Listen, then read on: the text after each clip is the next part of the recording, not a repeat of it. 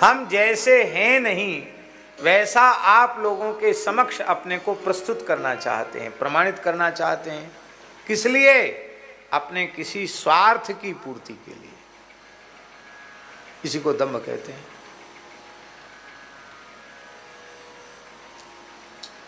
ये दंभ जो है श्रीमद् भागवत के चतुर्थ स्कंध के अनुसार ब्रह्मा जी का पौत्र है। ब्रह्मा जी की पीठ से अधर्म उत्पन्न हुआ। अधर्म की पत्नी का नाम है मृषा, और अधर्म और मृषा के संयोग से दंभ का जन्म हुआ। दंभ और माया का जन्म हुआ, भागवत जी में लिखा है दंभ। तो ब्रह्मा जी का पौत्र हुआ कि नहीं हुआ?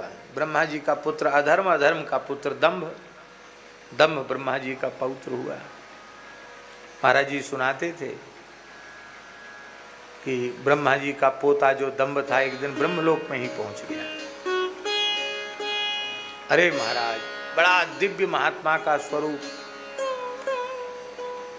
वलकल वस्त्र, ब्रह्म पात्र कमंडल लिए हुए, ऊंचे खूंटादार ऊंची ऊंची खड़ाऊं पहने हुए, और कुशा का मोटक पड़ा हुआ है ब्रह्म पात्र में, कमंडल में।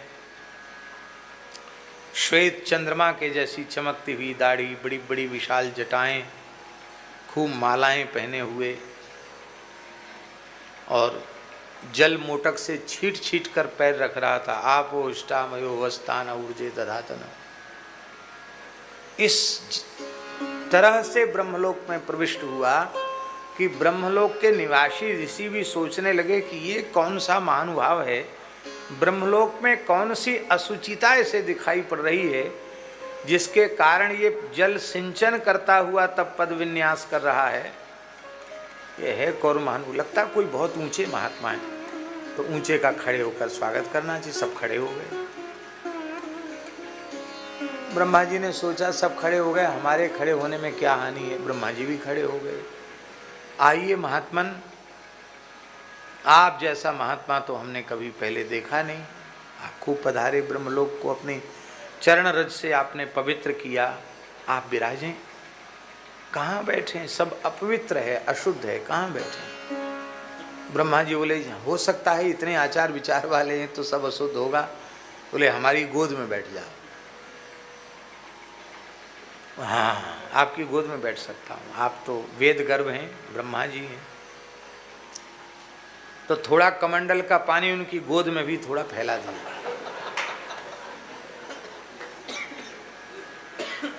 चौका लगा लिया। अब ब्रह्मा जी का विचारों का धोती कपड़ा सब पानी में भीज गया, लेकिन ब्रह्मा जी के मन में बड़ा संतोष था। कोई बात नहीं, कपड़ा गीला सूख जाएगा, इतना बड़ा महात्मा हमारी गोद में बैठेगा। बैठ गए। ब्रह्मा जी सोचने लगे कि आचार विचार की सारी व्यवस्था तो हमारे द्वारा ही बनाई हुई है, वेद के द्वारा बनाई हुई है, लेकिन ऐसा सावधान व्यक्ति कौन है? तो ब्रह्मा जी ने कहा महात्मन आपका परिचय? कहा बोलिए मत, बोलने से मुंह से थूक उचटता है। स्नान करना पड़ेगा हमको, प्रायश्चित करना पड़ेगा, यज्ञोपवीत परिवर्तन करना पड़ेगा। तब ब्रह्मा जी मन में सोचने लगे, रे हमारे मुंह के थूक से ही अशुद्ध हो जाएगा, मेरे मुंह से थूक उचटता है, ये है कौन?